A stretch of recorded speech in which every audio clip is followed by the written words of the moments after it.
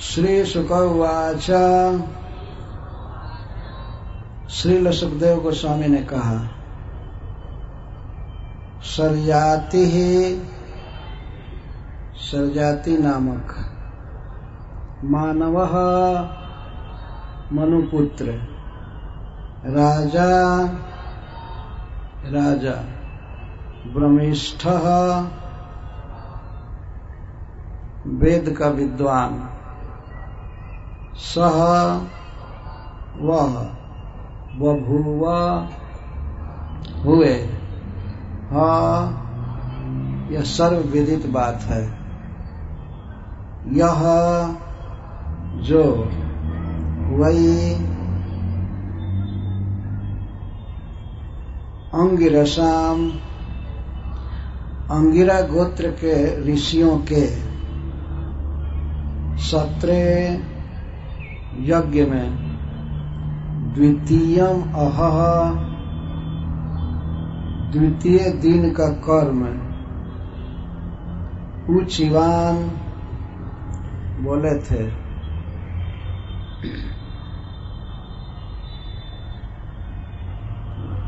इस तृतीय अध्याय में मनुपुत्र सरजाति का वर्णन किया जा रहा है। तो श्रील सुखदेव गोस्वामी कहते हैं कि सरजाति राजा हुए, ये मनु महाराज के पुत्र हैं। और एक विशेषता यह है कि राजा होते हुए भी, क्षत्रिय होते हुए भी ये ब्रह्मनिष्ठ राजा थे। वेदों के बड़े विद्वान थे और वेद पढ़ने में इनकी रुचि थी। ब्रह्मिष्ठ स बभूवः, ब्रह्मिष्ठ हो गए। क्षत्रियों का जो कार्य है, राजा का जो कार्य है, उसमें इनकी उतनी रुचि नहीं थी जितना वेद को पढ़ने में इनकी रुचि थी। वेद निष्ठ थे, इसको ब्रह्मिष्ठ कहते हैं। ब्रह्मिष्ठ का अर्थ होता है ब्रह्म में जो स्थित है, वेद में जो स्थित है। और इसका ये प्रमाण दे रहे हैं कि अंगिरा गोत्र के ऋषि लोग यज्ञ कर रहे थे, उसमें यज्ञ में जो द्वितीय दिन का वेद मंत्र आदि था, जो कुछ कर्म कराना था, उसको ये कराए थे राजा होकर। तो वे अंगिरा गोत्र के ब्राह्मण जन, मुनि जन भूल गए द्वितीय दिन का क्या कर्तव्य है, क्या करना चाहिए, क्या मंत्र पढ़ना, और सब क्रियाएं भूल गए। तो इन्होंने बताया था।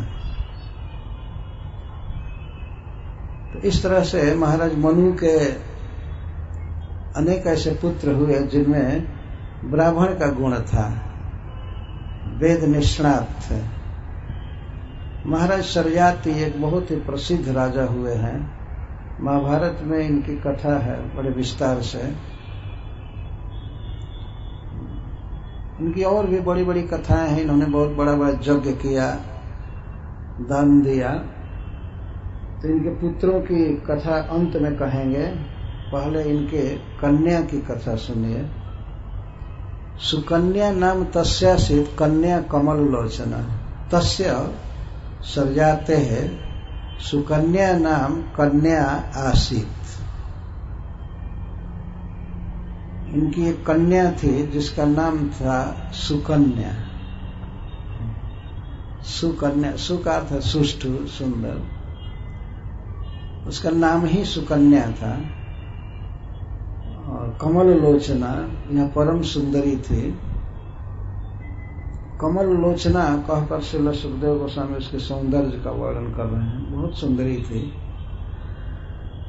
तया सार्धम वनगतो ह्य गमत चौनाश्रमम। एक बार महाराज जजाति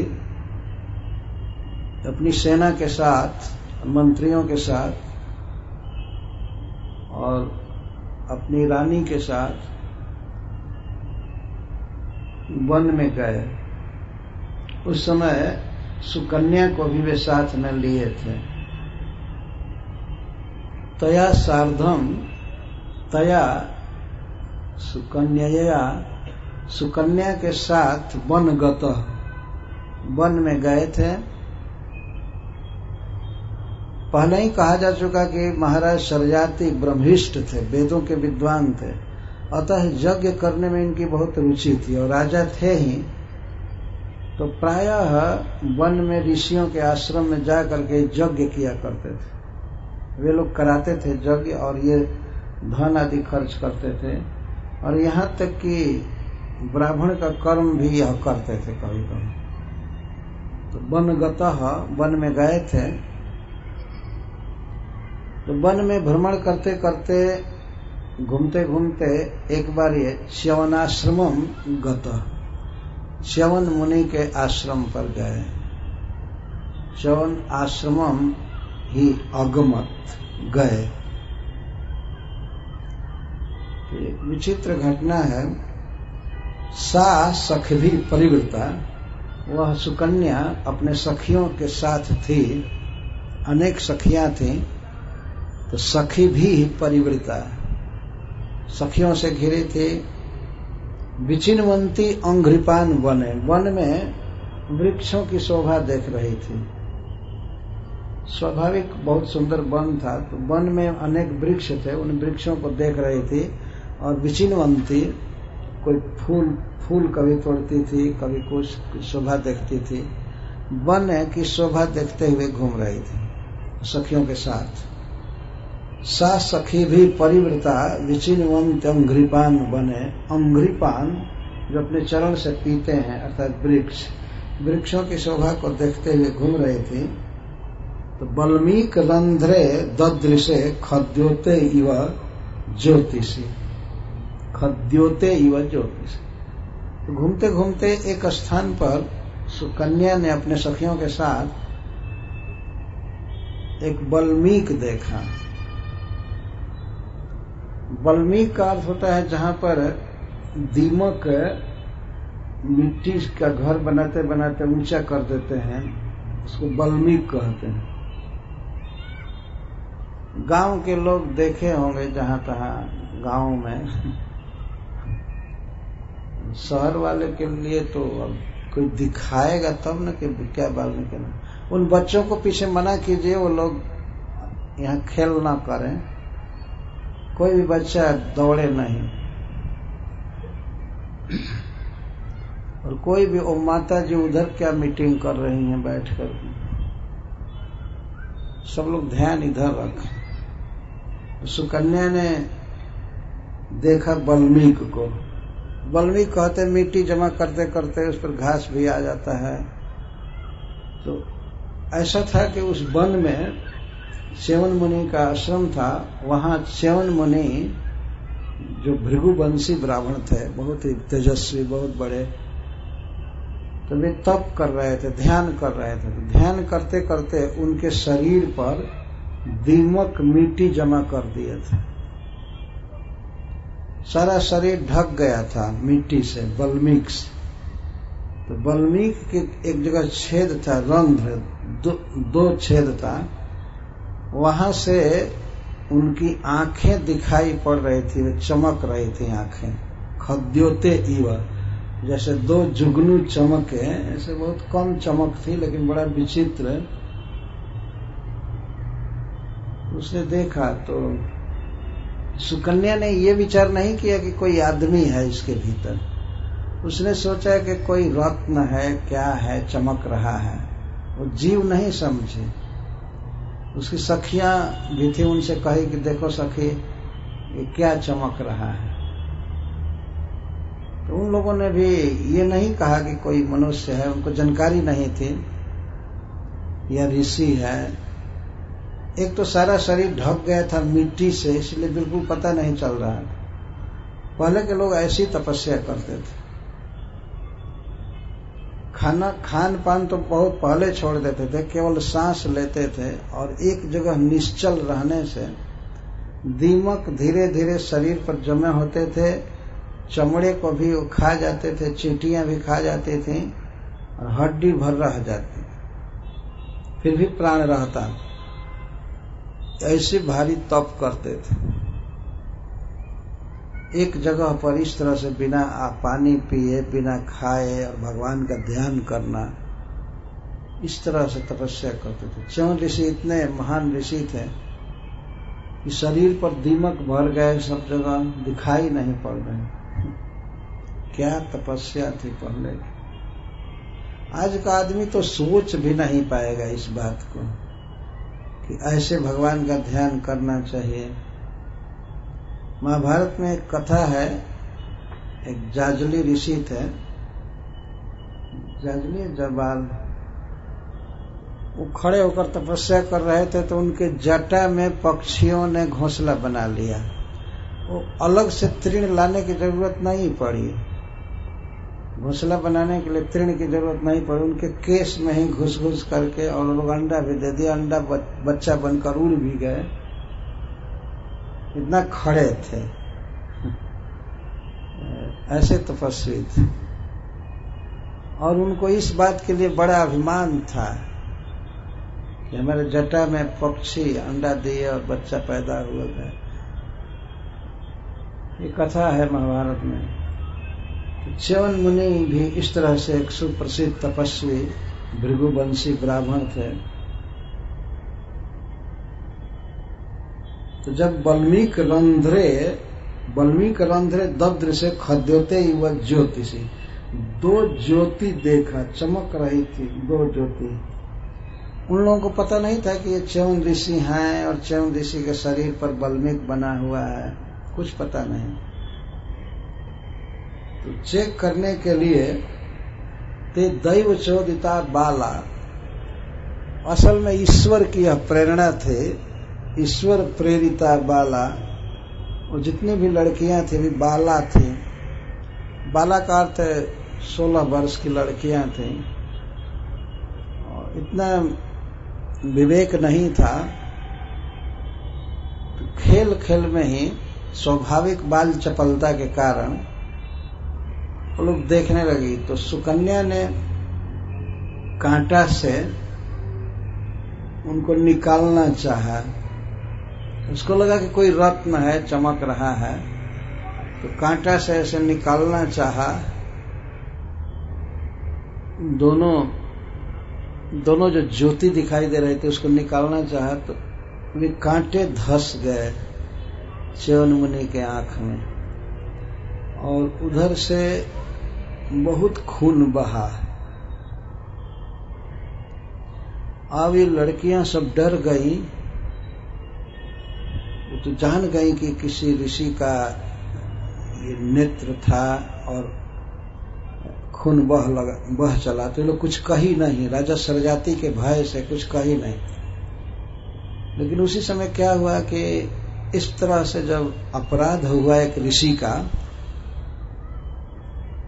तो जितने भी पुरुष थे वो गए थे वहां पर, सैनिक, राजा सरजाति, चाहे कोई भी, सबका पेशाब और मल रुक गया इस अपराध से। किसी किसी को उस समय पेशाब लगा भी था, लेकिन अब पेशाब लगा है लेकिन उतर नहीं रहा था, सबका। ये एक ऋषि का अपराध करने से हुआ। सुखदेव गोस्वामी कहते हैं, ते दैव चोदिता बाला ज्योतिषी कंठ के नवई अविध्यन मुग्ध भावे न सुश्रावा श्रिक्त तो बहु। कांटे से छेद किया उसमें ज्योति में, लेकिन मुग्ध भावे न, ये बेचारी लड़कियां ऐसे मुग्ध भाव से, जानकारी नहीं थी, देखना चाहती थी क्या है, कोई रत्न है, चमक रहा है, हीरा है, क्या है। तो सक्रीन मूत्र निरोधो भूत सैनिका नाम च तत्क्षणात् जब ही आंख फूटी च्यवन ऋषि जी की और खून बहा, उसी समय सकृत मूत्र निरोध, मल मूत्र का निरोध हो गया। सैनिका नाम च, और पुरुषों का तो हुआ ही, सैनिकों का भी पूरा, जो सेना गई थी साथ में सब, और सब छटपटाने लगे। राजर्षि तमुपालक्ष्य पुरुषन विस्मितो ब्रवीत। राजर्षि सरयाति विस्मित हो गए इस घटना से, और वे विस्मित होकर के, चकित होकर के अपने सभी पुरुषों से पूछने लगे, जो भी उनके साथ गए थे सबसे पूछने लगे। अप्य भद्रम न जुष्माभिर भार्गवस्य विचेष्टितम व्यक्तम केनापि नस्तस्य कृतम आश्रम दूषणम। वे कहते हैं कहीं हमारे आदमियों से भार्गव जी का, च्यवन जी का कोई अपराध तो नहीं हुआ है, किसी ने कुछ यहाँ गलत काम तो नहीं किया। व्यक्तम केनापि नस्तस्य कृतम आश्रम दूषणम, निश्चित ही हम लोगों में से किसी ने इस आश्रम पर आकर के और अपराध किया है, निश्चित। अब वो लगे पूछताछ करने सबसे, तुमसे कोई अपराध हुआ, तुमसे कोई अपराध हुआ। गलत जगह पर पेशाब भी कर देना, जहां पेशाब करने का जगह नहीं है, वो भी एक अपराध ही होता है।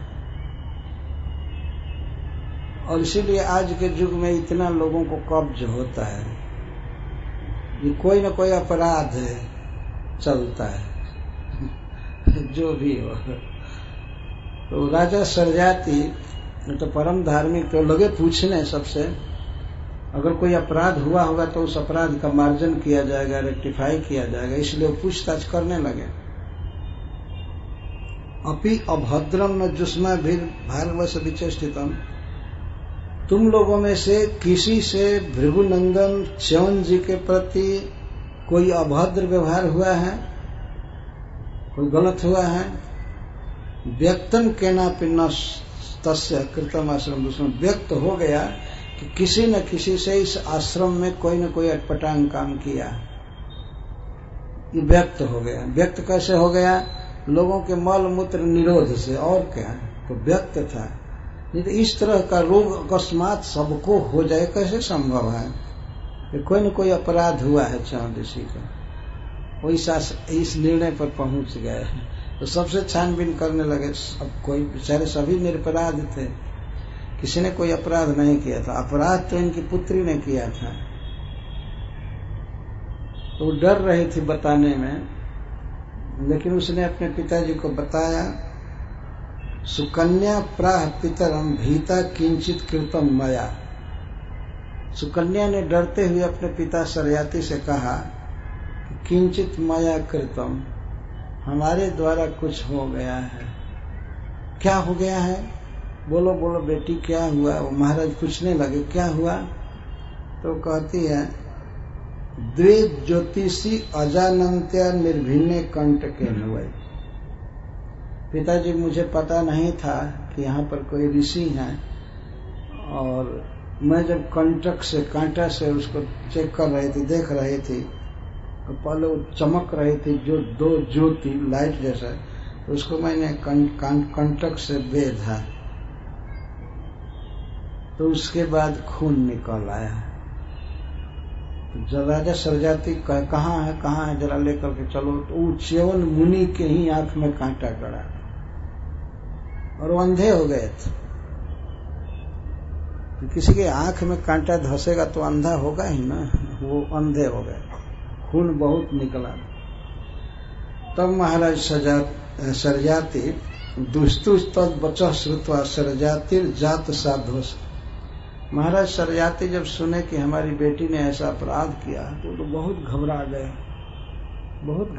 बहुत तेजस्वी ऋषि थे च्यवन जी।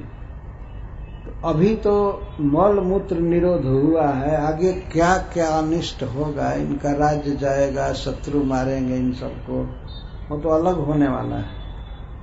अभी तो ये केवल शुरुआत थी अनिष्ट की।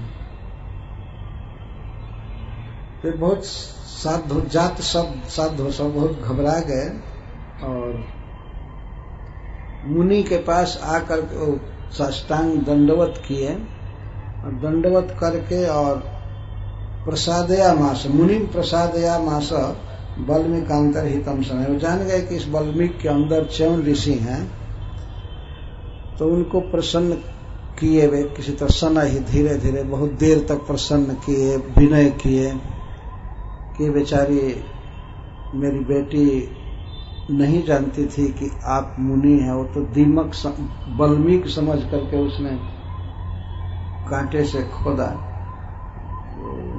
अपराध हो गया, अनजान में, वो जानती नहीं थी, इसके लिए आप क्षमा कीजिए, क्षमा कीजिए। बल्मीकांतर हितम, वो बल्मीक के अंदर ही थे और इधर से विनय कर रहे थे सरयाती मुनि।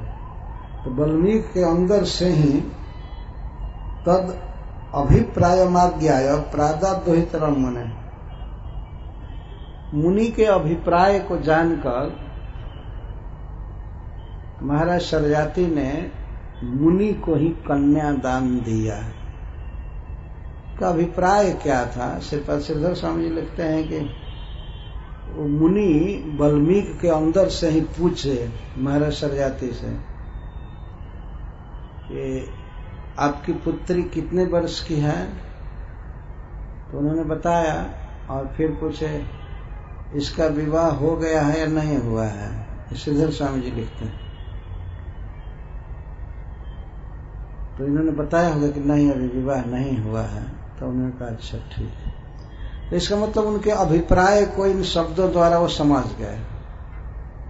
बस पहले ही कहा गया कि ते दैव चोदिता बाला, ईश्वर की यह लीला है। ऐसा नहीं समझना चाहिए कि ऋषि कोई काम के बस में है या ये है। वास्तव में ईश्वर जब जैसा करना चाहता है किसी श्रेष्ठ व्यक्ति के प्रति, तो होकर के ही रहता है। ईश्वर का विधान था, भगवान इस बात को चाहते थे। अतः च्यवन मुनि के मन में यह इच्छा हुई कि यह कन्या हमें मिले, जबकि च्यवन मुनि के शरीर पर केवल हड्डी भर रह गया था, बल्मीक जमा था। चींटियां खा गई थी मांस को और चाम को भी। हिरण्यकश्यप जैसी दशा हो गई थी, खा गए थे। जब प्रकट हुए तो किसी तरह से उनमें चाम था और सारे शरीर में नसें दिखाई दे रही थी, चारों तरफ न धमनी संततः, आगे लिखा गया है, धमनी से भरपूर।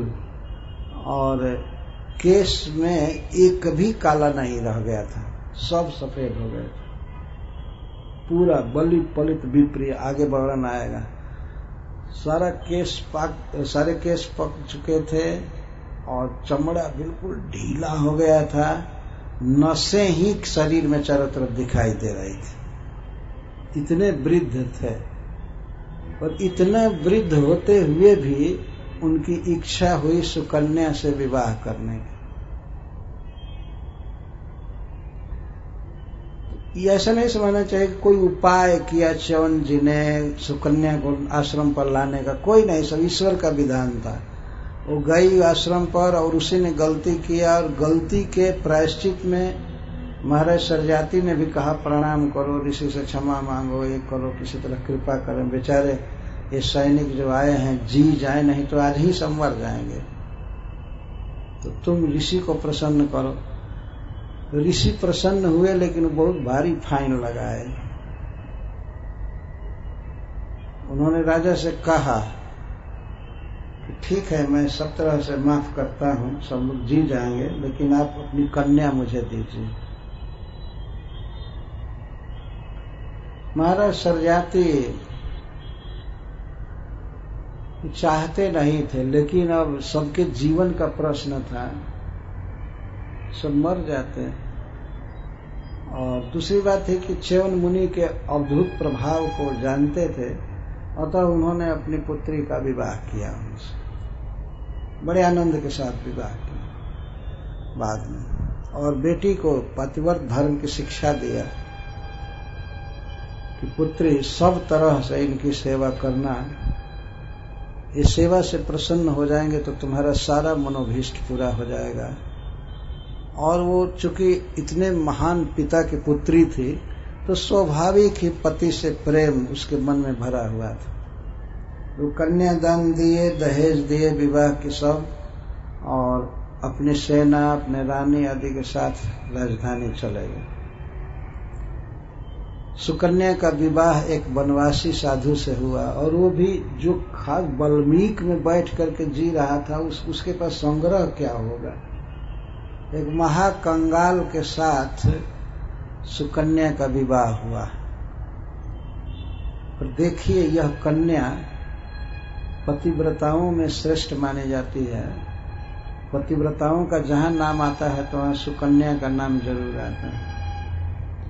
तो सुकन्या च्यवनम प्राप्य पतिम परम कोपनम प्रीणयामास चित्तज्ञा अप्रमत्तानुवृत्ति भी। सुकन्या का जब विवाह हुआ परम क्रोधी च्यवन मुनि के साथ, तो सुकन्या बहुत गुणवती कन्या थी।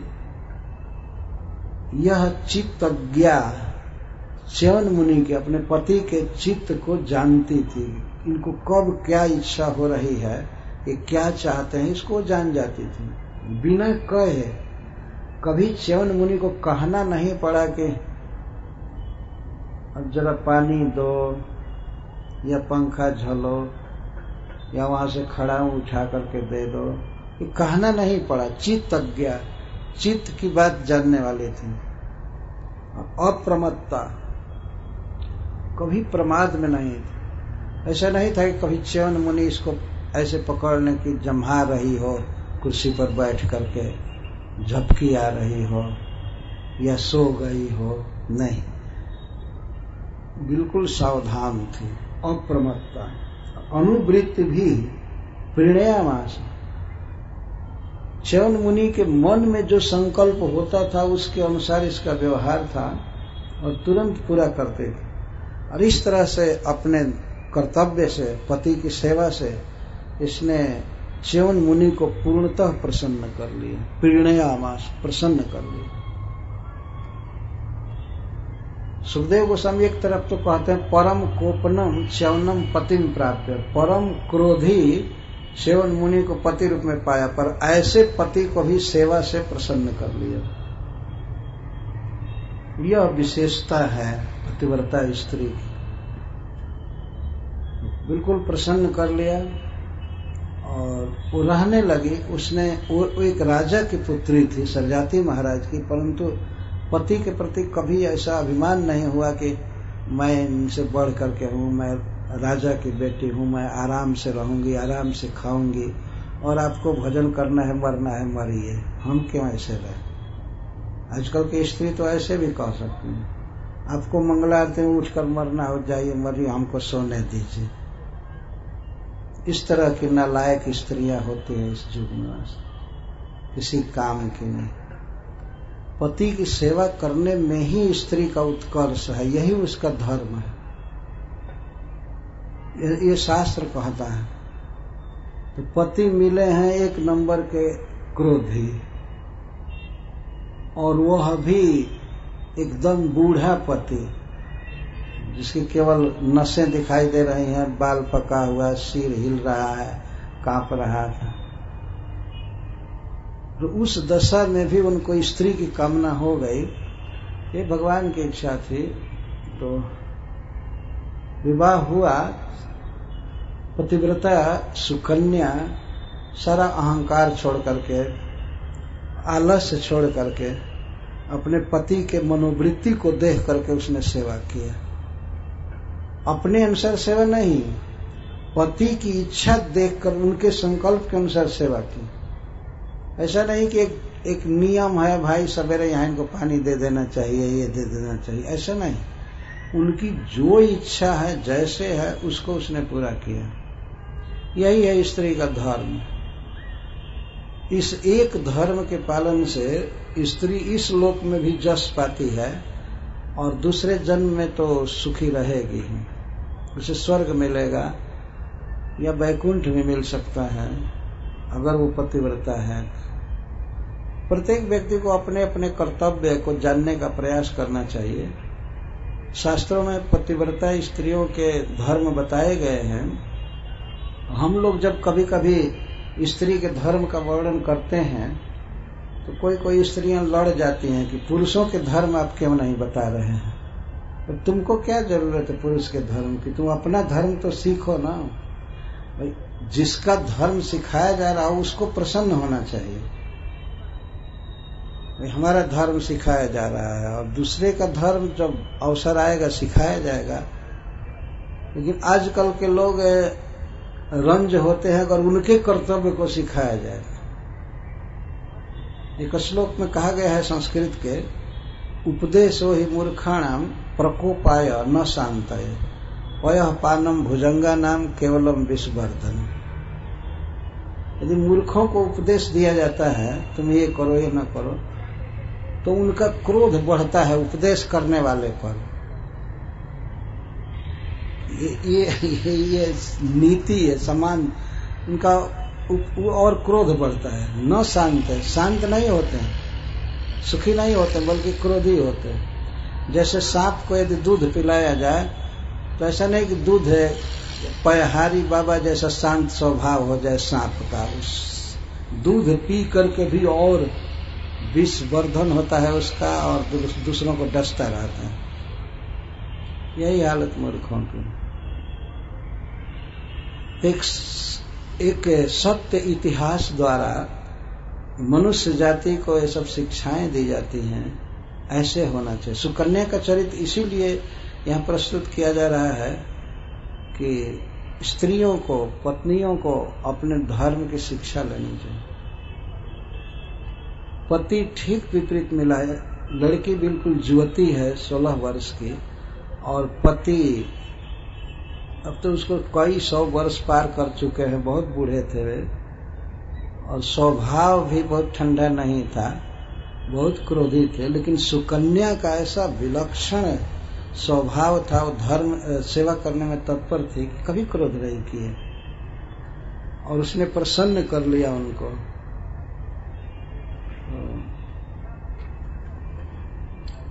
कस्यचित् तत्कालस्य नासक्तौ आश्रमागतौ तौ पूजयित्वा प्रोवाच बचो में दत्तम ईश्वरौ।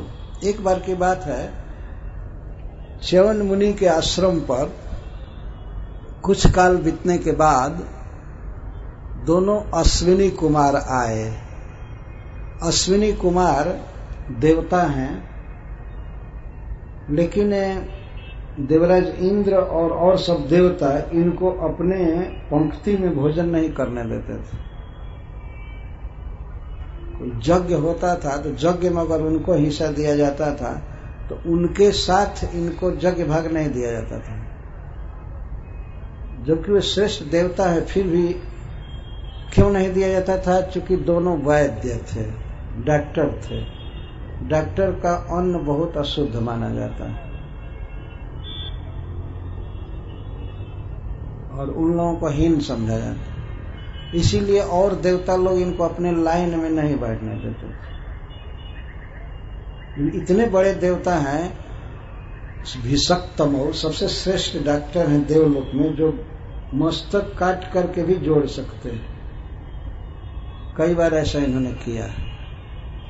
ऐसे डॉक्टर इस समय सुनने को भी कोई नहीं मिल सकता है, पर इस स्वर्ग में ऐसे डॉक्टर, तो इनका काम है दवाई देना, चिकित्सा करना, ये करना। तो इसीलिए इनको हीन समझकर देवता लोग अपने पंक्ति में नहीं बैठने देते थे, भोजन नहीं करने देते थे, यज्ञ भाग मिलता नहीं था।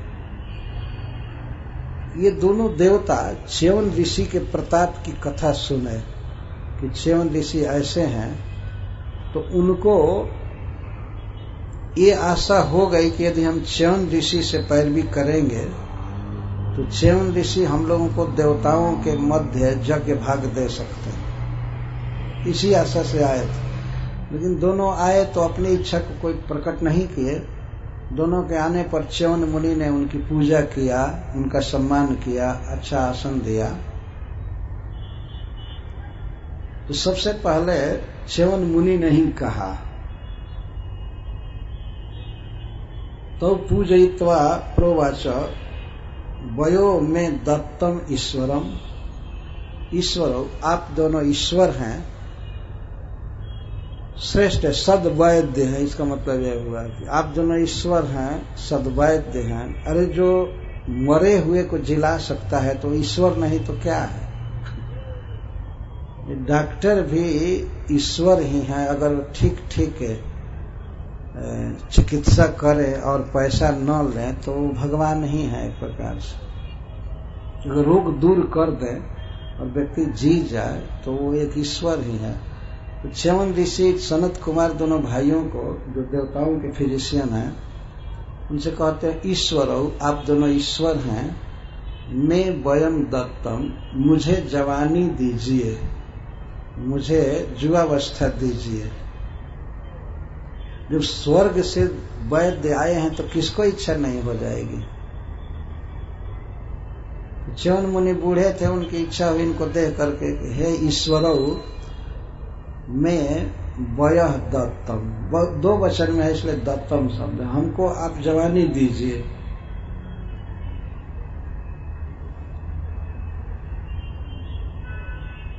च्यवन मुनि ने उनके लिए फीस भी निर्धारित कर दिया। ग्रहम गृहीष्ये सोमस्य यज्ञे वाम अप्य सोमपो, मैं आप दोनों को समस्त देवताओं के पंक्ति में बैठाकर आपको यज्ञ भाग दूंगा, सोम यज्ञ करूंगा और उस यज्ञ का भाग आप लोगों को मैं दूंगा। च्यवन ऋषि की ये शक्ति थी। लेकिन आप लोग कृपा करके हमको जवानी दीजिए और सुंदरता दीजिए। क्रियता में वयो रूपम प्रमदा नाम जदीप्सितम, आप हमको इतना सुंदर बनाइए, इतना सुंदर हमको बनाइए और युवक बनाइए कि जिससे कि प्रमदाओं का चित्त हमारे तरफ आकृष्ट हो। कोई भी सुंदरी से सुंदरी स्त्री हमको देख करके मोहित हो जाए, या जो रूप है जवानी और सौंदर्य युवती स्त्रियों को प्रिय होता है वो हमको दीजिए। प्रमदा नाम जद इप्सितम तद वयः दत्तम क्रियतम में वयो रूपम, मुझे जवानी दीजिए और मुझे सुंदरता दीजिए। प्रमदा नाम जद इप्सितम, जिसकी इच्छा प्रमदाएं किया करती हैं। तो इतने दुर्लभ देवता आए हैं, सबसे बड़े फिजिशियन स्वर्ग लोक के, उससे जवानी चाहते हैं। लेकिन ये भी जानते हैं कि इनको यज्ञ भाग नहीं मिलता है, तो मैं इनको यज्ञ भाग दिला करके रहूंगा। तो ये इनको जवानी दे, वो उनको यज्ञ भाग देंगे। यह सुनकर दोनों अश्विनी कुमार बोले, वाढ़म, ठीक है, आपकी बात स्वीकार है। इति उचतुर विप्रम अभिनंद भिषक्तम, ये दोनों वैद्य शिरोमणि हैं। इन्होंने तत्काल ही सिद्ध जड़ी बूटियों से एक रसायन बनाया, कई जड़ी बूटी मिला करके रसायन बनाया और एक कुंड जैसा, छोटा सा कुंड जैसा बनाया रसायन। और इन दोनों ने कहा कि हम आपको तत्काल युवक बना देते हैं और सुंदरता देते हैं। हरदम प्रवेश निमज्जताम भवान अस्मिन हृदय सिद्ध विनिर्मित, आप इस हृद में, इस कुंड में स्नान कीजिए। दोनों वैद्य शिरोमणियों का बनाया हुआ रस था। केवल स्नान करने मात्र से च्यवन ऋषि युवक हो जाएंगे और परम सुंदर। तो आप उन दोनों ने, अश्विनी कुमारों ने कहा कि आप इसमें स्नान कीजिए। निमज्जताम भवान अस्मिन हृदय, इस हृदय में आप स्नान कीजिए। स्नान करने का थोड़ा डूबिए, थोड़ा डूबिए कुछ देर तक में, 1-2 मिनट, जब तक सांस फूल न जाए तब तक आप डूबिए। सिद्ध विनिर्मित हृदय, ये सिद्ध औषधियों से बना हुआ हृदय है, ये रस है, इसमें आप डूबिए। इत्युक्त्वा जरया ग्रस्त देहो धमनि संततः हृदम प्रवेशितोऽस्मिभ्यां बलि पलित विप्रियः। इत्युक्त्वा जरया ग्रस्त देहो, इस प्रकार से जब उनसे कहा गया तो च्यवन मुनि जरया ग्रस्त देह, बुढ़ापा से उनका देह ग्रस्त था। सिर से लेकर के पैर तक सब जगह बुढ़ापा का आक्रमण था, ग्रस्त देह। कोई भी व्यक्ति वास्तव में बूढ़ा बनना नहीं चाहता है, लेकिन उसे ग्रस्त कर लेती है बुढ़ापा, है ना। कोई आज तक ऐसा नहीं हुआ जो इच्छा किया हो कि हाँ ठीक है, हे बुढ़ापा तुम आओ, अब मैं बहुत दिन जवान रह गया, अब मैं बूढ़ा होना चाहता हूं। कोई नहीं स्वीकार करता। केवल एक व्यक्ति पूरे इतिहास में बुढ़ापा को पसंद किया, वो हैं जजाति महाराज के छोटे पुत्र पुरु। वो पिता से ले लिए थे बुढ़ापा अपनी इच्छा से। बाकी आज तक कोई भी इस काल कन्या को पसंद नहीं किया। बुढ़ापा को काल कन्या कहते हैं, कोई पसंद नहीं किया। लेकिन महाराज जजाति के पुत्र पुरु महाराज ने स्वीकार किया, तो बुढ़ापा ने प्रसन्न होकर के उनको बहुत बड़ा वर दिया कि महाराज जजाति के किसी भी बेटों को राज नहीं दिया जाएगा, जिसने बुढ़ापा को स्वीकार किया है उसी को दिया जाएगा। तो पुरु ही राजा बने। तो नारद जी कथा कहते हैं तो कहते हैं कि बुढ़ापा ने वर दिया उनको। बुढ़ापा ने वर नहीं दिया, तो पिताजी ने जजाति महाराज ने वर दिया। पर जो कुछ भी हो, एक व्यक्ति बुढ़ापा को पसंद कम से कम किया है, बाकी आज तक कोई पसंद नहीं करता।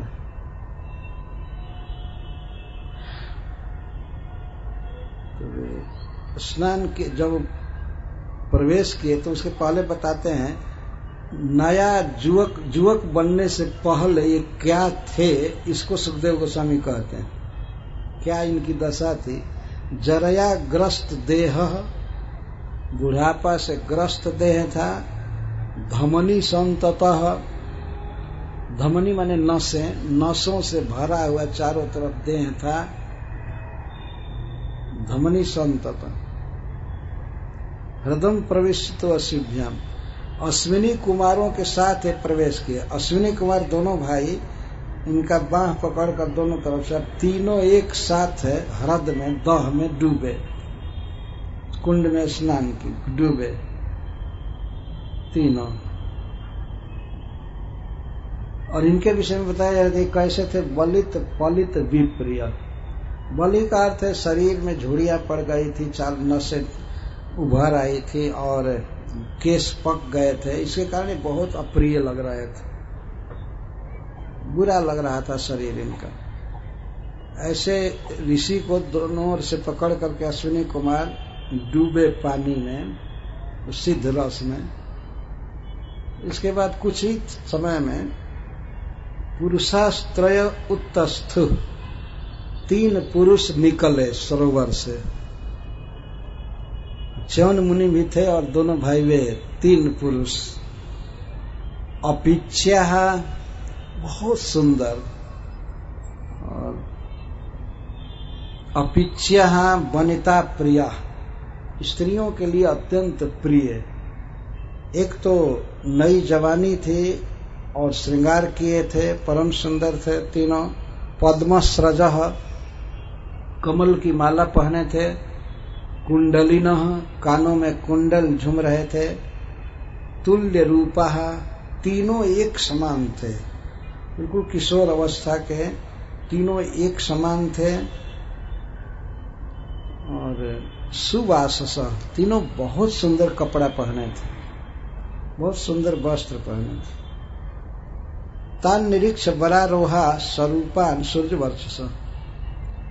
सुकन्या ने देखा कि ये तीनों पुरुष सूर्य के समान तेजस्वी हैं, चमक रहे हैं। जब च्यवन मुनि में और सनत कुमारों में बात हो रही थी तो सुकन्या वहीं थी, और उसने ये देखा कि तीनों सिद्ध रस के सरोवर में स्नान कर रहे, डूबे। और डूब करके निकले तो सनत कुमार भी पहले से अधिक सुंदर हो गए। दोनों भाई पहले से अधिक सुंदर और उन्हीं के समान च्यवन मुनि भी हो गए थे। तान निरीक्ष बरारोहा स्वरूपन सूर्यवर्चस अजानती पतिम साध्वी अश्विनौ शरणम यजौ। वो बेचारी नहीं पहचान पाई कि तीनों में हमारे पति कौन हैं। कैसे पहचाने? पति तो बिल्कुल बूढ़े थे, 100 बरस से भी ऊपर के बूढ़े ऐसे, और वो डूबे तो वो डूब करके इतने युवक निकलेंगे, ये वो पहले नहीं समझ पा रहे थे। इतना विश्वास हो गया कि इसमें से कोई मेरे पति हैं, तो नहीं जानती थी, पहचान नहीं रही थी कि कौन मेरे पति हैं। वो तो परम पतिव्रता स्त्री थी। ऐसा नहीं था कि 3 सुंदर पुरुष हैं तो उसमें से कोई भी एक चुन लो, नहीं, परम पतिव्रता नारी थी। वो अपने पति को ही वरण करती तो नहीं जानती थी। अतः दोनों अश्विनी कुमार जो देवता हैं उन्हीं के शरण में गए, उन्हीं से विनय करने लगी कि कृपया हमारे पति को बता दीजिए, अब तीनों में से कौन है मेरे पति। उसने भी कहा कि आप 2 व्यक्ति एक तरफ हट जाइए और संकेत कीजिए कि ये तुम्हारे पति। इतनी पतिव्रता स्त्री थी, तीनों एक समान थे, फिर भी उसने अपने पति से ही अनुराग रखा। तीनों एक समान हैं तो क्या हुआ, हमारे पति को बताइए, मैं आपकी शरण में हूं। अश्विनौ शरणम गतौ यजौ, उनके शरण में गई, क्योंकि देवता हैं, उनको प्रणाम करने लगी और उनसे पूछी मेरे पति कौन है। तो दर्शयित्वा पतिं तस्यै पातिव्रतेन तोषितौ, साध्वी थी, पतिव्रता थी। तो अश्विनी कुमार दोनों एक तरफ हो करके और संकेत किए कि ये तुम्हारे पति। दोनों प्रसन्न थे। सुकन्या के पातिव्रत्य धर्म से दोनों देवता बिल्कुल प्रसन्न थे। ये है पतिव्रता का धर्म। उसने ऐसा नहीं कह दिया कि हाँ तीनों तो एक ही है, कोई बात नहीं, किसी के साथ में रहूं। कितना अंतर है। वो देवता भी परीक्षा ले रहे थे कि इसकी चित्तवृत्ति क्या है, तो उन्हीं के शरण में गए कि नहीं आप देवता हैं, सबके हृदय में रहते हैं, बताइए हमारे पति कौन है, मैं आपको प्रणाम करते हैं। शरण को पहचान नहीं रही थी कि इसमें से कौन अश्विनी कुमार हैं, कौन उसके पति, लेकिन उसे विनय किया। तब वे दोनों भाई अलग हो गए और उनको कहे ये तुम्हारे पति। दोनों तोषित संतुष्ट थे, प्रसन्न थे, पातिव्रत्येन पतिव्रता के धर्म से संतुष्ट थे। इस प्रकार ऋषि से मंत्रणा करके अश्विनी कुमार चले गए, दोनों भाई स्वर्ग में चले गए। और च्यवन ऋषि बिल्कुल युवक हो गए। सुकन्या तो ज्योति थी ही, वैसे ही परम सुंदरी थी, और ये अश्विनी कुमारों की कृपा से उस सिद्ध रस में स्नान करके परम सुंदर हो गए और युवक हो गए। तो अब देखिए एक ऐसी घटना घटी। महाराज सरयाति च्यवन मुनि के आश्रम पर एक बार आए यज्ञ करने के लिए, और इसमें च्यवन मुनि ने उनको बताया कि आप यज्ञ कीजिए और मैं इस यज्ञ में यज्ञ भाग अश्विनी कुमारों को दूंगा, क्योंकि उनकी कृपा से सब कुछ मुझे प्राप्त हुआ। ये बाद में बताएंगे, अभी पता नहीं था, आने पर बताएंगे। तो सुखदेव गोस्वामी कहते हैं कि जक्षमाणोथ सरयाति च्यवनस् आश्रमम गत। एक अपूर्व यज्ञ करने के लिए जिस यज्ञ में अश्विनी कुमारों को यज्ञ भाग देना है, तो सरयाति महाराज गए च्यवन मुनि के आश्रम पर। तो देखे कि एक वन प्रदेश में एकांत में उनकी पुत्री सुकन्या बैठी है, और उसके बगल में उसके दाहिने तरफ बहुत सुंदर पुरुष बैठा है जो सूर्य वर्चस्व सूर्य की तरह चमक रहा है। ऐसा देखा राजा ने। सुखदेव जी कहते हैं ददर्श दुहितु पार्श्वम पुरुषम सूर्य वर्चसम। अपनी पुत्री के बगल में देखे कि सूर्य के समान तेजस्वी कोई पुरुष बैठा है। देखते ही उनके मन में शोक छा गया। वो बिल्कुल खिन्न हो गए कि हाय रे, हमारी पुत्री इतना गिर सकती है। च्यवन मुनि जैसे श्रेष्ठ ऋषि को अपने पति के रूप में पा करके और उनका त्याग कर दिया क्या इसने, यह किसी दूसरे पुरुष के साथ बैठी। सरजाति महाराज को पता नहीं था कि च्यवन मुनि युवक हो गए हैं अश्विनी कुमारों की कृपा से। वो आए, बड़े खिन्न हो गए देखते ही।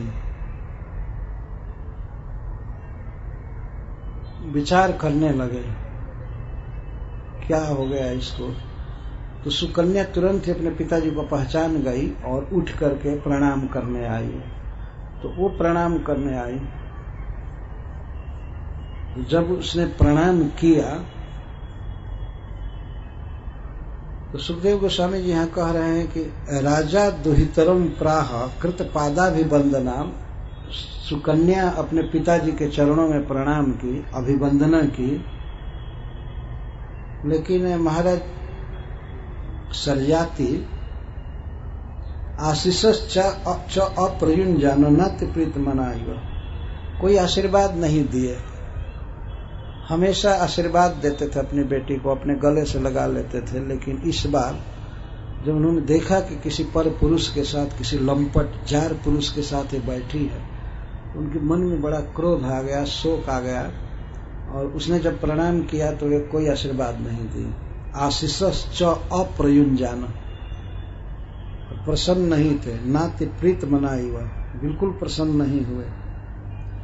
और प्रणाम करते ही तुरंत बोलने लगे, चिकीर्षितं ते किमिदं पतिस्त्वया प्रलम्भितो लोक नमस्कृतो मुनिः जत्वं जराग्रस्तमसत्य सम्मतं विहाय जारं भजसे मुमध्वगम्।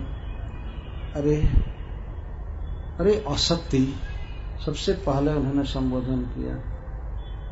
अरि कुल्टा, अरि असत्य, ते इदम किम चिकीर्षितम, तुमने ये क्या किया। सारा लोक जिनको प्रणाम करता है, जो लोक द्वारा प्रशंसित हैं, जो भृगु वंश में उत्पन्न है, महान मुनि हैं, उनको तुमने वंचित किया, उनको धोखा दिया क्या। और उनको धोखा तुमने इसलिए दिया कि जरा ग्रस्तम, वे बुढ़ापा से ग्रस्त थे और तुम्हारे लिए अभिष्ट नहीं थे। अरे असत्य, ऐसे महान ऋषि को छोड़ करके तुम इस जार के साथ रहने लगी, इस जार पुरुष के साथ, इस लंपट के साथ, जो रास्ता चलने वाला है, आज किसी स्त्री से प्रेम करेगा, कल किसी से करेगा, ऐसे लंपट व्यक्ति से तुमने प्रेम किया। छी छी, तुमने ये क्या किया। चिकीर्षितम ते किमिदम पतिस्त्वया प्रलंबितो, प्रलंबित कार से वंचित, तुमने पति को धोखा दिया। जानती हो कैसे पति को तुमने धोखा दिया।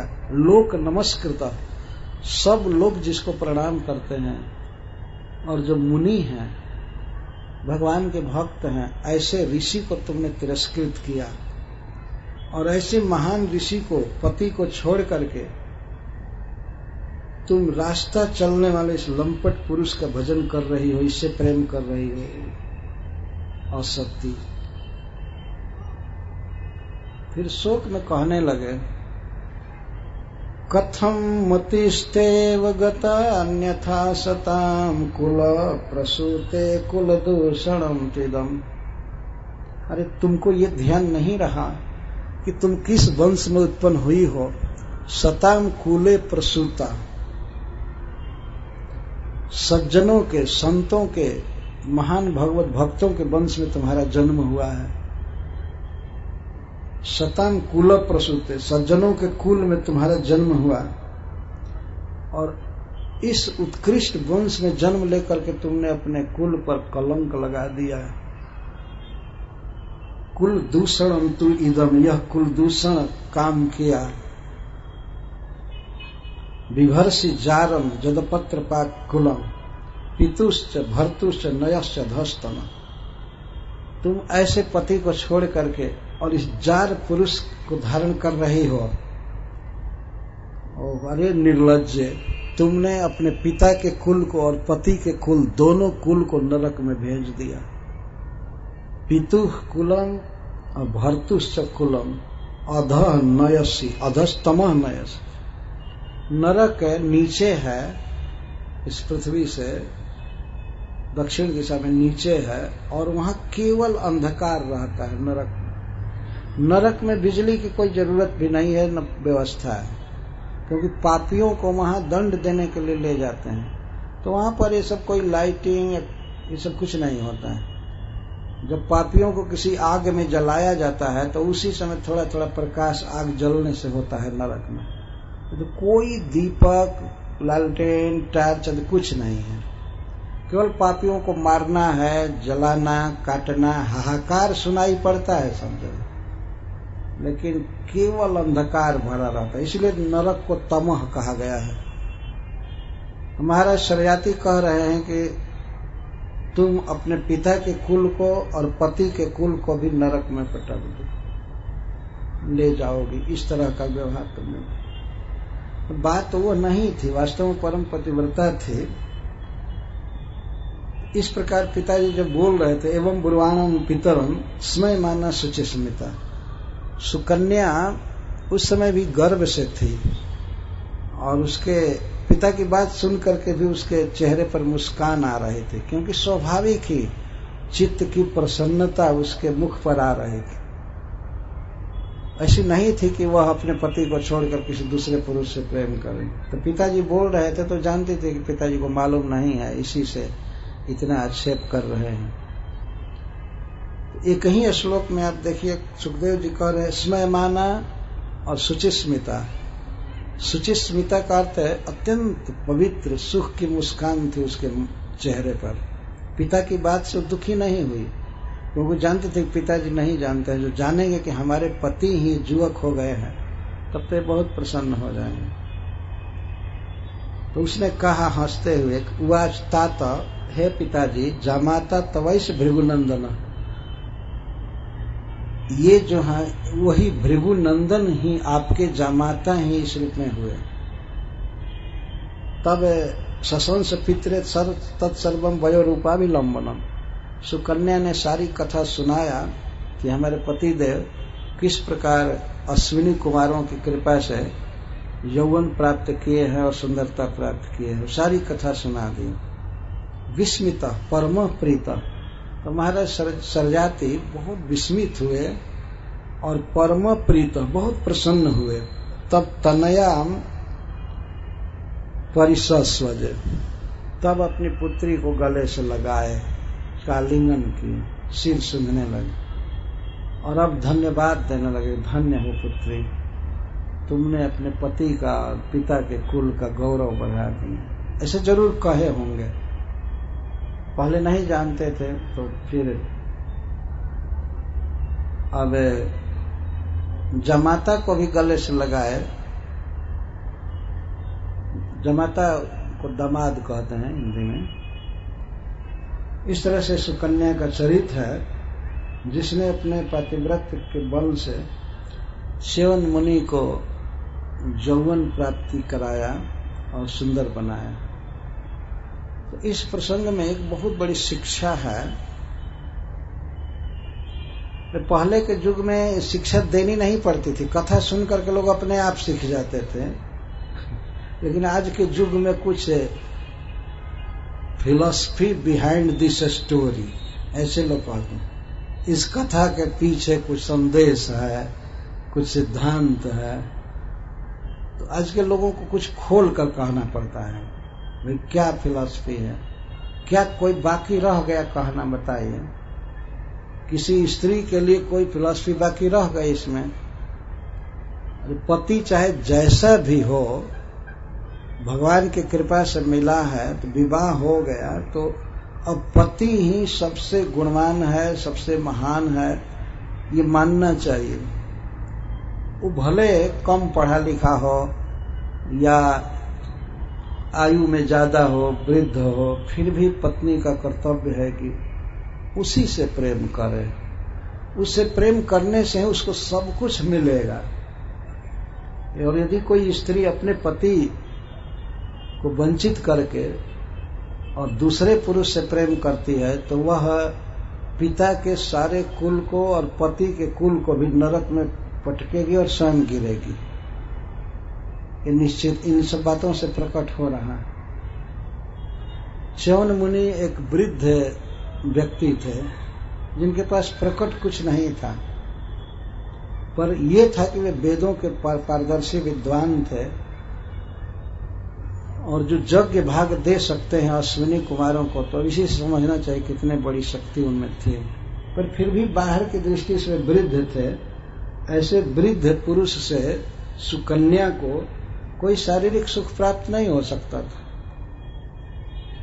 लेकिन फिर भी उसने इसकी परवाह नहीं किया।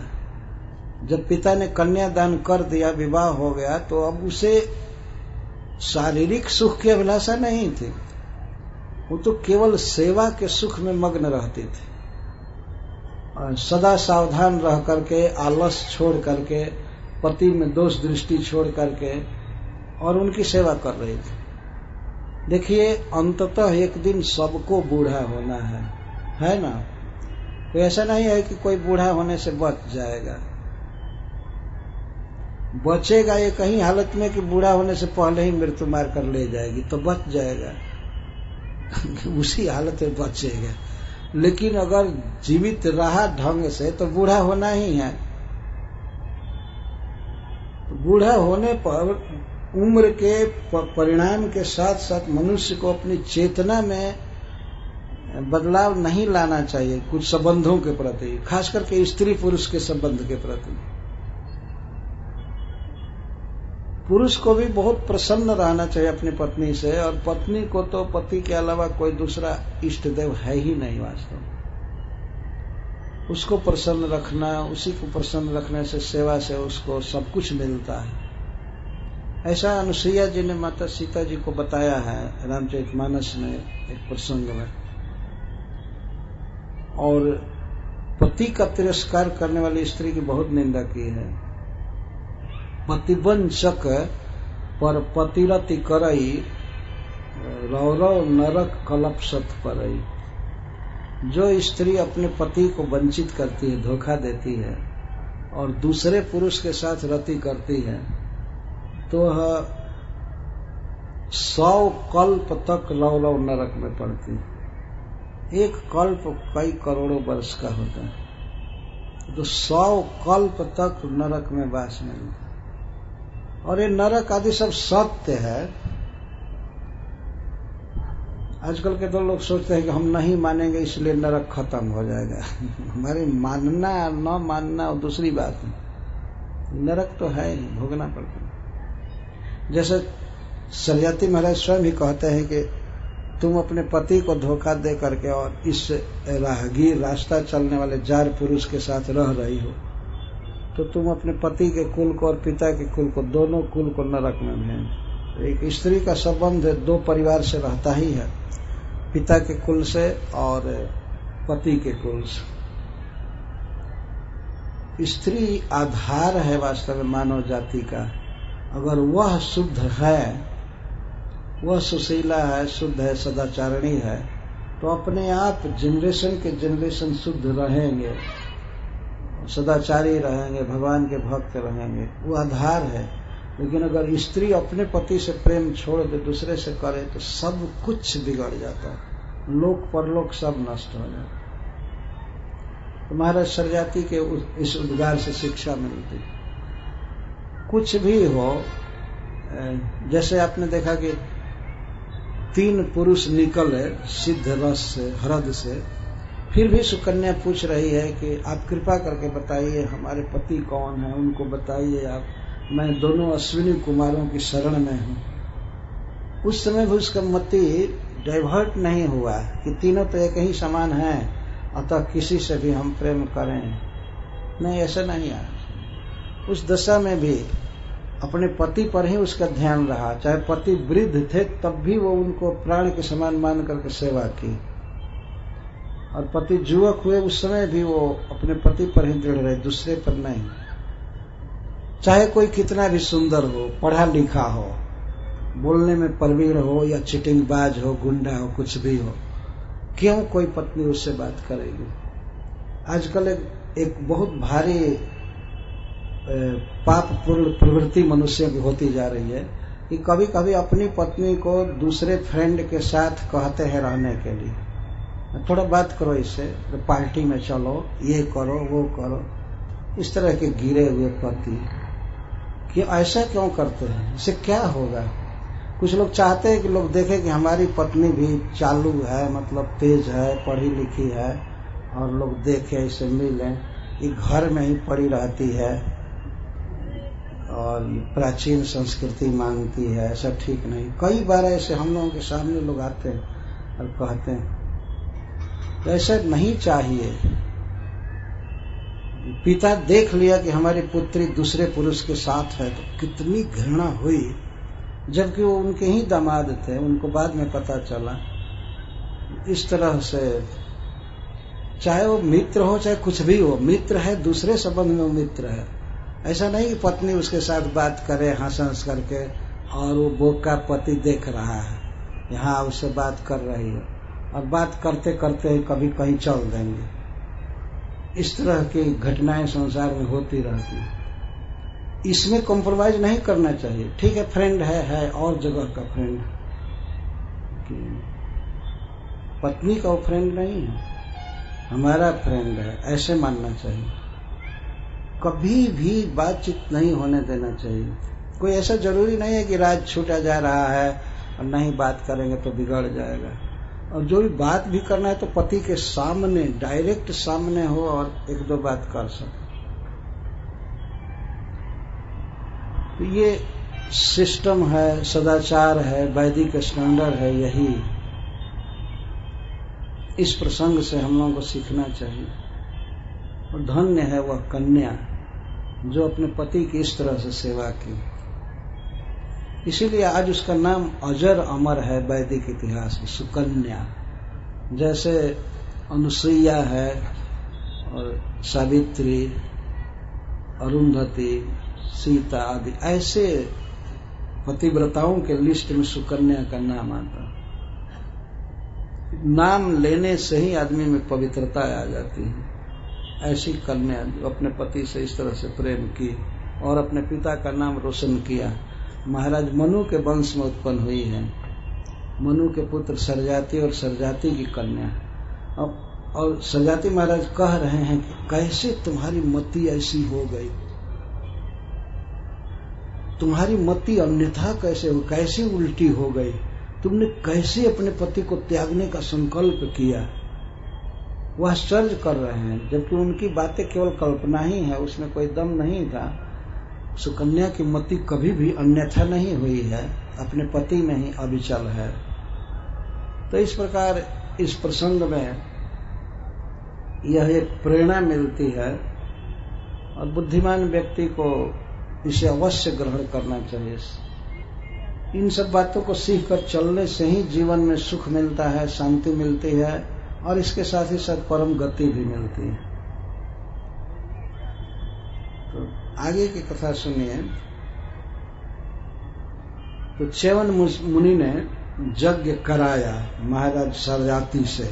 सरजाति महाराज राजा थे, इसलिए यज्ञ के लिए सामान जुटाना आदि कोई कठिन काम नहीं था। बहुत सामग्रियां जुटी और यज्ञ प्रारंभ हुआ। उस यज्ञ में सबसे बड़े होता या आचार्य च्यवन ऋषि थे। तो यज्ञ में उनको भाग दिया गया, अश्विनी कुमारों को। सोमेन याजयन वीर ग्रहम सोमस्य चाग्रहित। वीरम महाराज सरजाति को जजमान बनाकर च्यवन ऋषि ने उनसे यज्ञ कराया और सोम रस के अनधिकारी होते हुए भी अश्विनी कुमारों को सोम रस दिया अपने तेज से च्यवन ऋषि ने। जब वो सोम रस पीने के अधिकारी हो गए यज्ञ भाग ग्रहण करने के, तो इंद्र महाराज सरजाति का वध करना चाहते थे। हंतुम तमाददे वज्रम, वो महाराज सरजाति का वध करने के लिए इंद्र वज्र ले लिए, क्योंकि सद्यो मन्यु अमरसित। इंद्र का स्वभाव तत्काल क्रोधित हो जाते हैं, सह नहीं पाते, उनमें सहन शक्ति नहीं है। तत्काल क्रोधित होकर वज्र उठा लिए सरजाति को मारने के लिए। लेकिन च्यवन मुनि भार्गव भृगुवंशी च्यवन जी उनके वज्र को बिल्कुल स्तंभित कर दी और भुजा को भी। भुजा में तनिक शक्ति नहीं रह गई और वज्र भी चलाने पर कुंठित हो गया, नहीं चला। हाथ में भी दम नहीं रहा और वज्र भी फेल कर गया। ये था च्यवन ऋषि का बल तेज, तो नहीं मार पाए। तो उसी समय से आज तक अश्विनी कुमार यज्ञ भाग में लेते हैं और सारे देवता अनुमोदन किए अश्विनी कुमारों का। सब देवता और इंद्र भी सब लोग स्वीकार के ठीक है ये यज्ञ भाग लेंगे। भीष्जौति जत पूर्वम सोमा हुत्या बहिष्कृतम। देवता लोग सब स्वीकार किए, लेकिन पहले देवताओं का वैद्य होने के कारण ये लोग देवताओं के लाइन में नहीं खा सकते थे। आज के युग में अगर कहा जाए कि आज के डॉक्टर और ज्यादा अधम हैं, तो इसमें कोई अतिशयोक्ति नहीं होगी। तो पहले के तो वैद्य पैसा नहीं लेते थे, ऐसे चिकित्सा करते थे, फिर भी उनको कुछ हीन कहा गया। और जो हेवी पैसा ले लेकर के दवा देते हैं, उनकी क्या गति होगी। आजकल लोगों ने पढ़ाई और दवाई दो चीज बहुत महंगा कर दिया। पढ़ाई छोटे छोटे बच्चों को सताते हैं, उनसे इतना बड़ा फीस लेना, ये लेना, उनको तो फ्री शिक्षा देनी चाहिए।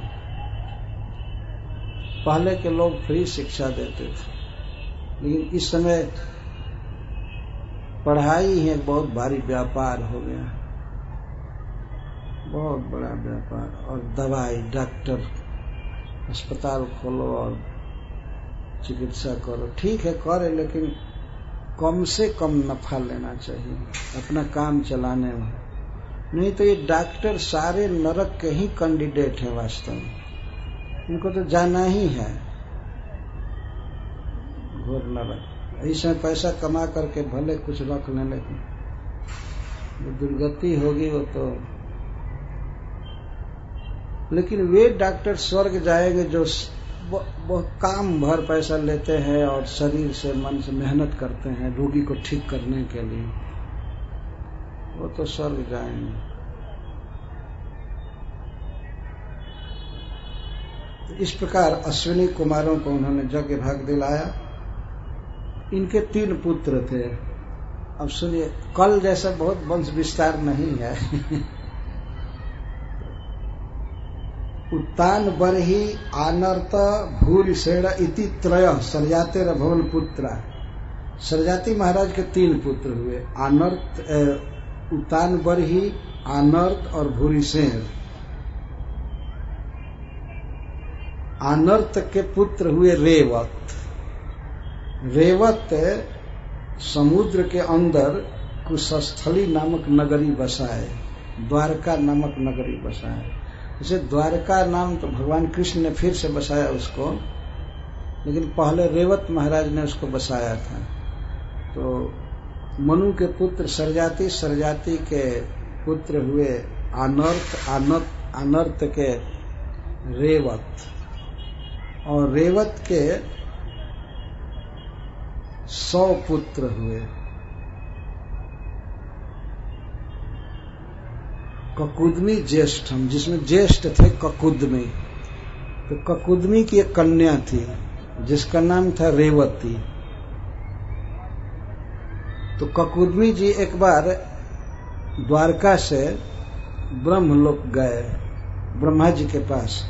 कन्या वरम परिप्रष्टुम ब्रह्मलोकम अपावृतम। उस समय ब्रह्मलोक ऐसे लोगों के लिए, ककुदमी जी जैसे चले गए, ऐसे लोगों के लिए खुला था, बेरोक टोक कोई जा सकता था। कोई वायुयान से जाने की जरूरत नहीं थी। अगर संकल्प किए कि मैं ब्रह्मलोक जाऊं तो जा सकते थे, ये शक्ति थी। तो अपनी पुत्री को लेकर ककुदमी ब्रह्मलोक गए अपनी कन्या का वर पूछने के लिए, किसके साथ इसका विवाह करूं, ये पूछने गए।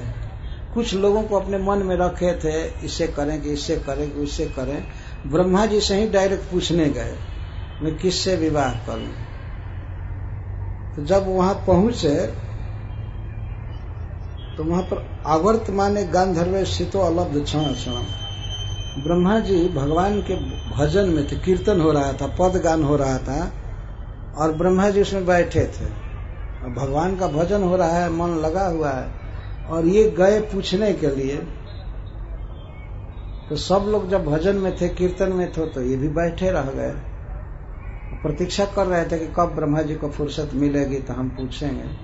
तो जब उस आयोजन का फेस्टिवल का अंत हुआ और ब्रह्मा जी उठे तो ब्रह्मा जी को प्रणाम करके और ककुदमी जी ने पूछा कि मैं एक पर्पज से आया हूँ, एक प्रयोजन से। तो ब्रह्मा जी ने कहा अच्छा ठीक है, बैठिए बैठिए, क्या पर्पज है आपका, क्या प्रयोजन है, कैसे आए? तो प्रभु ये हमारी पुत्री है, इसका नाम है रेवती, मैं पूछने आया हूं कि किसके साथ इसका विवाह करूं। तो ब्रह्मा जी ने कहा कि महाराज आप जिन जिन लोगों को अपने मन में रखे थे वे सब काल के गाल में चले गए, यहाँ तक कि उनके नाती पौत्र आदि का भी पता नहीं है, नाती पौत्र आदि के नाम तक का पता नहीं, बहुत काल बीत गया। ब्रह्मा जी का एक दिन 14 मनवंतर के बराबर होता है, 1000 सहस्त्र युग। तो अगर वहां के हिसाब से ककुदमी महाराज 1 घंटा भी रुके होंगे तो कितना इधर बीत गया। तो ब्रह्मा जी कहते हैं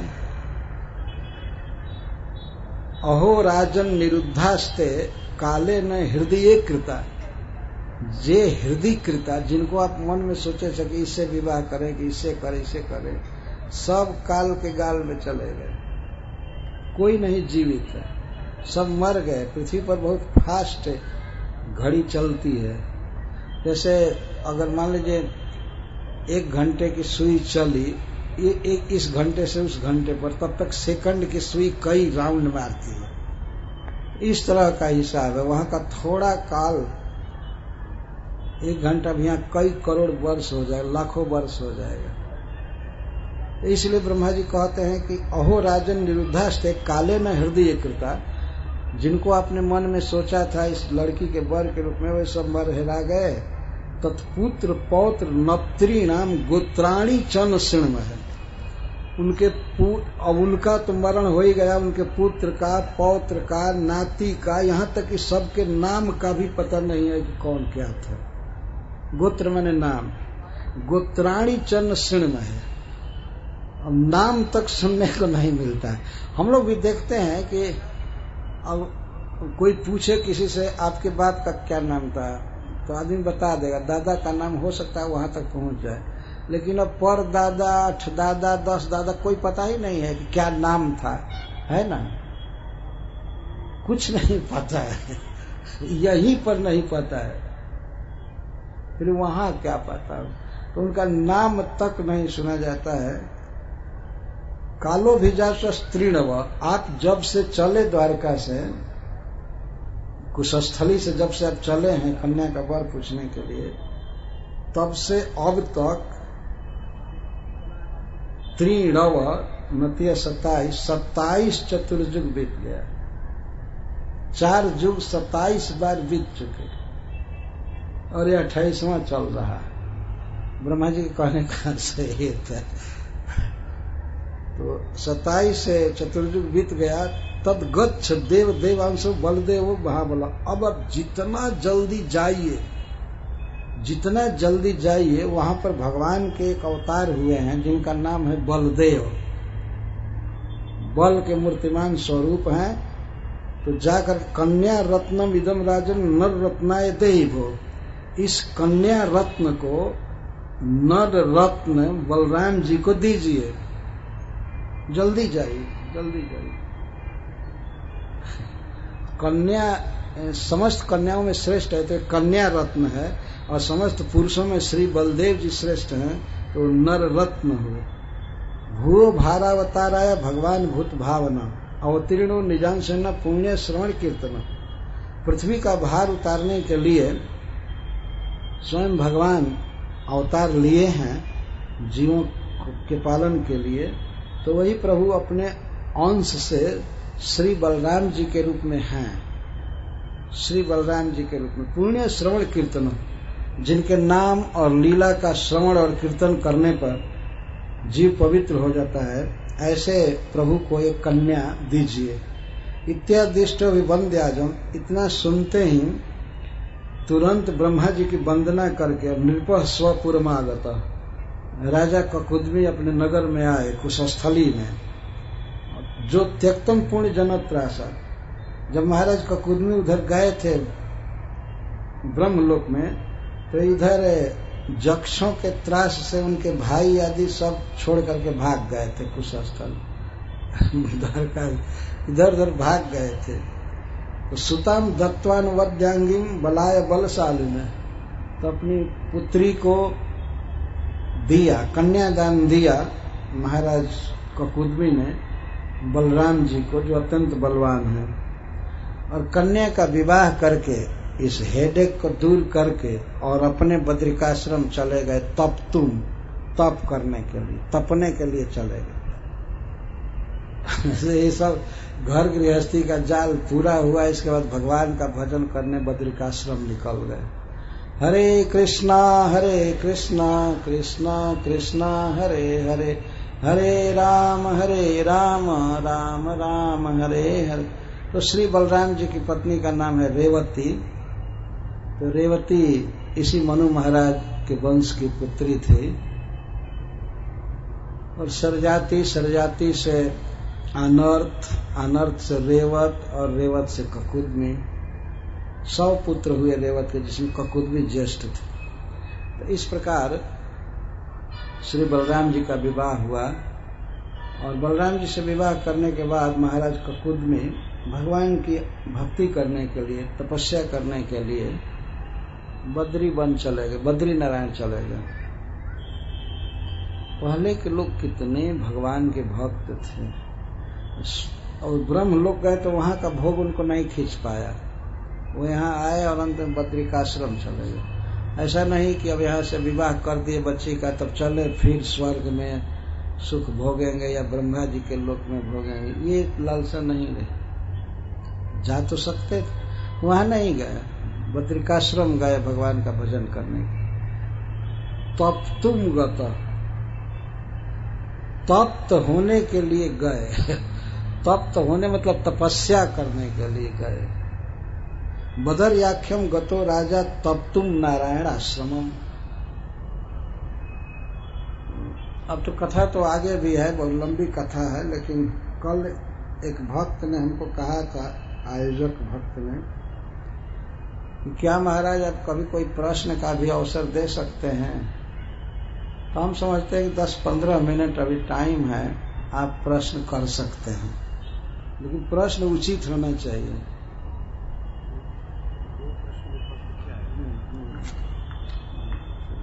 बोल दीजिए माइक।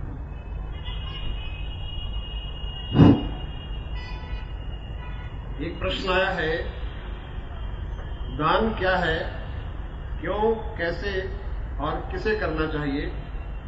दूसरा है, व्रत या उपवास का क्या प्रयोजन है, कब और कैसे इसकी वैदिक सम्मतता है। दान के विषय में तो भगवत गीता में कहा गया है, 17वें अध्याय में, उसको पढ़ लेना चाहिए। स्वयं भगवान बताते हैं दान क्या करना चाहिए, किसको करना चाहिए। और रही उपवास आदि की बात,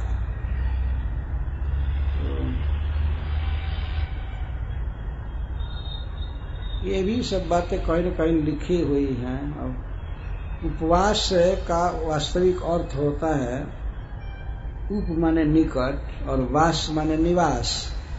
जब हम भगवान के निकट रहना चाहते हैं तो इसको उपवास कहते हैं, भगवान के निकट निवास। तो उस समय भोगों से दूर रहना चाहिए। जैसे एक तो भोजन छोड़ना भी जरूरी है मन की शुद्धि के लिए। उस समय जब भूख लगती है तो मन में और कोई कामना नहीं रहती है, केवल भोजन भर की कामना रहती है। उससे अन्य कामनाओं की शांति होती है। और दूसरा, आज के युग में सभी लोग जानते हैं कि उपवास करने से फिजिकल स्थिति ठीक रहती है, शरीर ठीक रहता है ना। कई जगह उपवास कराया जाता है शरीर को ठीक करने के लिए। ये तो प्रकट प्रमाण है कि उससे शरीर ठीक रहता है। हम लोग विवाह शादी आदि में भी देखते हैं कि जिस दिन कन्यादान देना होता है तो लड़की का पिता उपवास करता है। पता नहीं इधर उपवास करते हैं कि नहीं, इधर का तो मैं नहीं जानता हूँ। अपने गांव में और उधर ये जो परिपाटी है कन्यादान की, तो उसमें कन्या के पिताजी उपवास करते हैं। गर्मी के दिन में भी पानी नहीं पीते हैं, कोई कोई ज्यादा से ज्यादा पानी पी लेते हैं। तो शास्त्र कहता है कि इससे हमारा मन शुद्ध होता है, शरीर ठीक रहता है, पाचन शक्ति ठीक रहती है, आलस्य नहीं आता है। तो आलस्य न आवे और मन सजग रहे तो उस समय भगवान का स्मरण ज्यादा होता है और इस तरह से हम भगवान के निकट रहते हैं। यही बताते हैं महात्मा लोग। अगर किसी को इसमें ऑब्जेक्शन है तो पता नहीं क्यों ऑब्जेक्शन हो रहा है, उसको खाना ही खाना है तब तो दूसरी बात है। और कोई प्रश्न? ये तो कोई प्रश्न प्रसंग के अनुसार नहीं आया। ये 2 प्रश्न है ना, और कोई है? अभी बीच में लेने? हाँ, ले सकते हैं। अभी किसी का प्रश्न हो तो पूछ सकते हैं। हाथ खड़ा करें और खड़े होकर के पूछें, थोड़ा ऊंची आवाज में, ताकि आवाज यहां तक आ सके।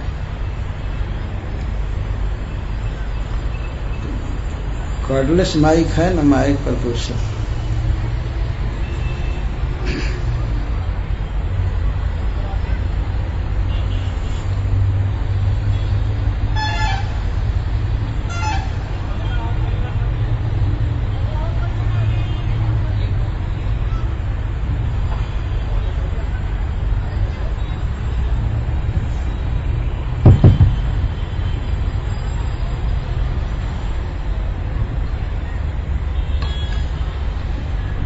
हरे कृष्ण।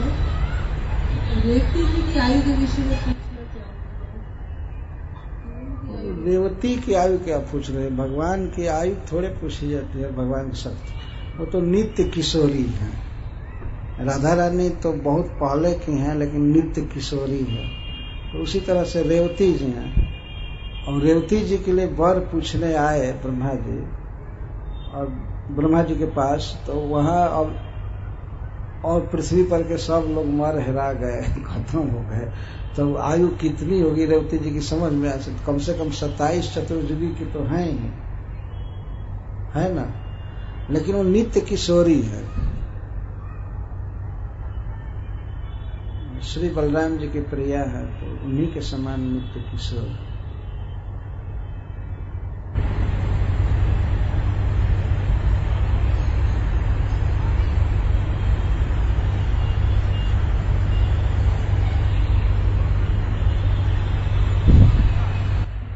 ठीक है, प्रश्न नहीं है तो जबरदस्ती नहीं किया जाएगा पूछने के लिए।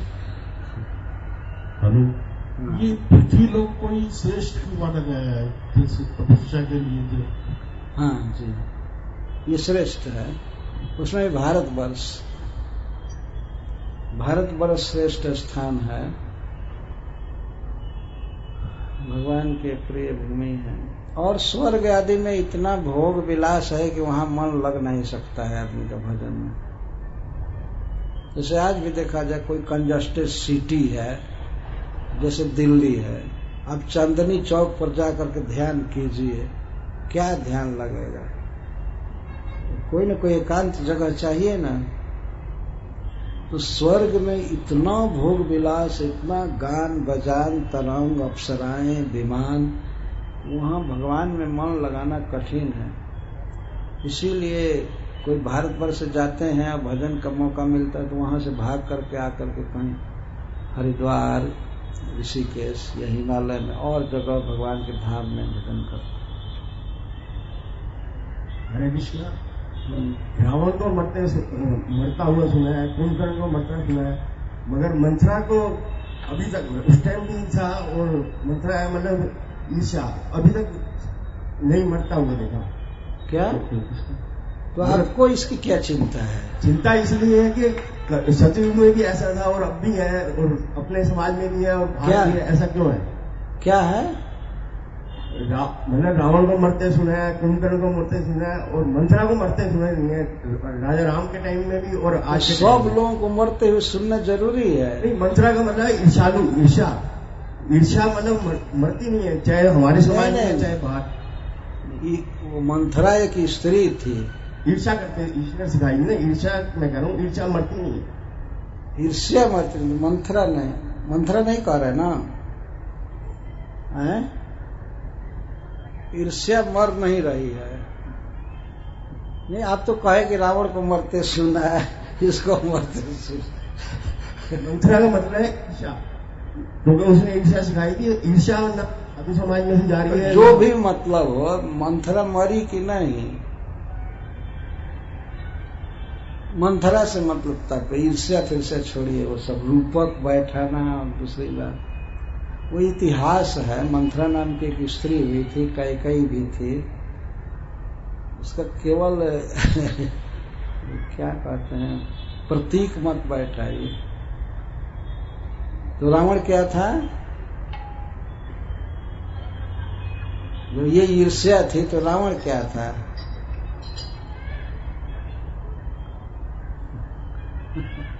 ये आजकल के कथाकार ये बखेड़ा बहुत करते हैं, मंथरा ये थी, वो थी, ये थी, वो थी, फालतू बातें कहा करते हैं। गोस्वामी तुलसीदास जी तो ऐसी बात नहीं कहते, तो बताते हैं कि मंथरा कैकेयी की दासी थी और उसके जाति पाति का पता नहीं था, उसका आईडी भी नहीं मांगा था, कैकेयी ने उसको दासी रख ली थी।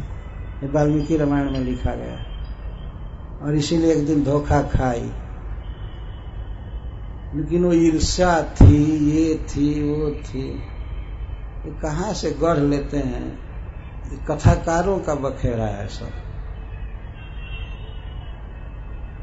इसका मतलब राम नहीं हुए थे, रावण नहीं हुआ था, ये सब कथाएं नहीं है, यही कहना चाहते हैं ना वो लोग। ऐसी बात नहीं है, इतिहास है। भगवान अवतार लिए थे, उन्हें वन में जाना था, तो एक उन्होंने एक ट्रिक किया जाने के लिए।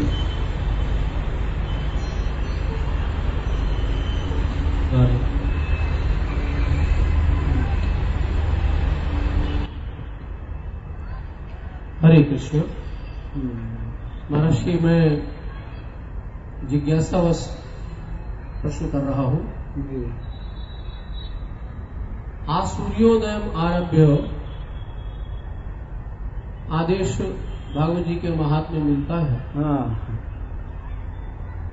और यह भी लिखा हुआ है कि सूर्यास्त पर कथा विराम कर देना चाहिए। बीच में विलंब घटिका द्वयम की बात आती है। रात्रि में भी कथावाचन हो, इसका समर्थन कहाँ प्राप्त होता है? जिज्ञासा है, जानना चाहता हूं।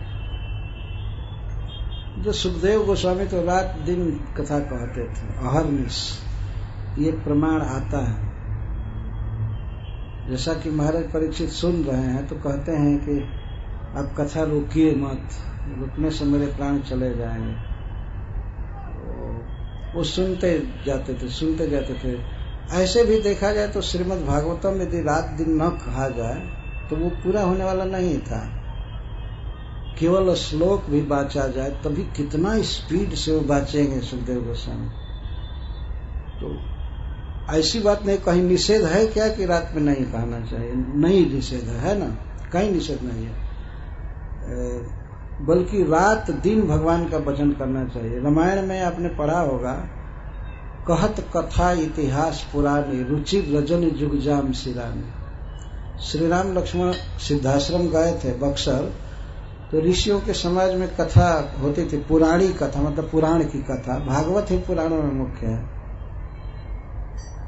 तो रुचि रजनी जुग जाम से 2 जाम मतलब 12 तो बज जाता था कथा में निश्चित। ये प्रमाण जहाँ पर अनुष्ठान की बात आती है, ऐसे तो कथाएं लोग रात्रि में गांव में भी करने लगते हैं, कथा कहानियां चलती रहती हैं, गुरु शिष्यों को उपदेश देते रहते हैं, लेकिन जहाँ अनुष्ठान की बात है नहीं तो अनुष्ठान में भी आपने विधि वाक्य पढ़ा होगा, लेकिन निषेध नहीं पढ़ा होगा कि रात में नहीं करना चाहिए, ऐसा कहीं पढ़ा है? विधि तो मिलती है पर निषेध तो नहीं मिला। हाँ, तो निषेध नहीं मिला तो विधि यही है कि जब भी समय मिले हरि सर्वत्र सर्वदा, तो कहते हैं तस्माद भारत सर्वात्मा भगवान ईश्वरो हरि श्रोतव्य कीर्तव्य से स्मर्तव्य चेचता भयम। और एक जगह कहा गया हरि सर्वत्र सर्वदा, सभी काल में और सभी देश में भगवान हरि का भजन करना चाहिए। अगर समय यही शाम का मिलता है रात का, तो यही सबसे श्रेष्ठ काल है कथा सुनने का। और दिन में अब क्या कर, मान लीजिए दिन में अनुष्ठान करे बैठ करके और 2 आदमी भी न जुटे, तो इस अनुष्ठान का मतलब क्या है? अनुष्ठान भी किया जाता है जनता के हित के लिए ना, जहाँ लोग अधिक से अधिक सुने, कीर्तन करें, भगवान का भजन करें। तो आज के युग में अपनी प्रवृत्ति के अनुसार जैसे 10 बजे से 4 बजे तक काम होता है, 5 बजे तक काम होता है, 6 बजे तक लोग छूट करके आते हैं अपने अपने काम धंधा से, तो लगभग यहाँ आते आते 8 साढ़े 8 बज जाता है, 9 तक बज जाता है। तो ऐसे लोगों के लिए अब जब इसी समय फुर्सत है, तो अनुष्ठान का यही सबसे सुंदर काल माना जाएगा। जैसे शास्त्र के वाक्यों के अनुसार ऐसा सिद्ध होता है। बोले कि ऋषि मुनि रात भर जग कर भजन करते थे। और अनुष्ठान, आप ठीक ही कहते हैं कि अनुष्ठान, लेकिन अनुष्ठान तो देश काल के अनुसार वही अच्छा माना जाएगा ना, कि जिसमें से अधिक लोग लाभान्वित हो, बहुजन हिताय बहुजन सुखाय, बहुत लोगों को लाभ हो। तो यदि संभव है, अगर उस समय ज्यादा लोग आ सकते हैं तो उसी समय करें, और नहीं तो रात में आवे तो रात में करें। विधि सर्वे विधि निषेधा से ये भी किम करा, स्मर्तव्यो सदा विष्णु न विस्मर्तव्यो कदाचन, सर्वे विधि निषेधा शिव एतयोरेव ही किम करा। भगवान का भजन ठीक से हो, समस्त उपदेशों का सार यही है। तो इसीलिए ये रखा जाता है, प्रायः शाम को प्रोग्राम रखा जाता है, सर्वत्र देखा जाता है। हम लोग विदेश में करते हैं, विदेश में सवेरे कीजिए तो 1 आदमी नहीं आएगा, जबकि स्टैंडर्ड ये है कि प्रातः काल भजन करना चाहिए। लेकिन वहां प्रातः काल कोई उठता ही नहीं है, तो उस समय कथा क्या होगी? तो कथा वही अपने अपने जात से लोग आते हैं, कार से, और शाम को कथा होती है, और वो भी प्रसाद खाते हैं, प्रसाद बनाने का झंझट नहीं रहता है, तो इसलिए वो सुनते हैं। तो उसी विधि वाक्य का ही पालन किया जा रहा है, क्या किया जाएगा? यहीं पर सवेरे कथा कही जाए तो ये सब लोग तो अपने अपने काम धंधा में जाएंगे, यहाँ कौन आएगा?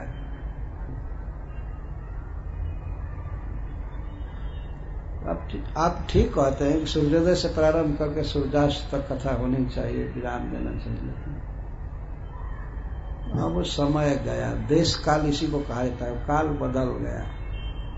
देखते देखते देश बदल गया, दिल्ली कितना बदल गया देख रहे हैं ना। पहले जो आज से 20 बरस पहले कोई यहाँ रहता होगा, देखा होगा, वही आइडिया, वही सब वो लागू करे, कार की रफ्तार वही रखे, बैग, और लोग कहीं भी लांघे, कुछ भी करे, ऐसा संभव नहीं है।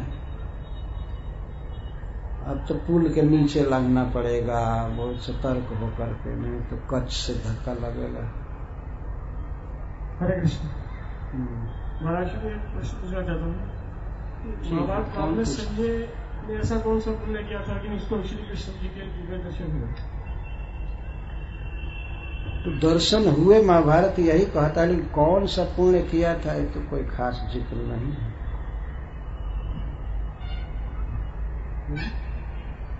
जिसका कोई उल्लेख नहीं है तो क्या कह जाएगा, क्या पुण्य किया था?